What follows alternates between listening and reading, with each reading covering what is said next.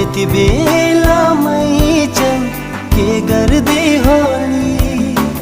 पिडीमा बसेर के कुरा गर्दै हो कहिले हाँस्दै हो कहिले रुँदै हो मलाई नै सम्झेर गोलो गोलो अब हुन्न है अब यताहरू हुन्छ है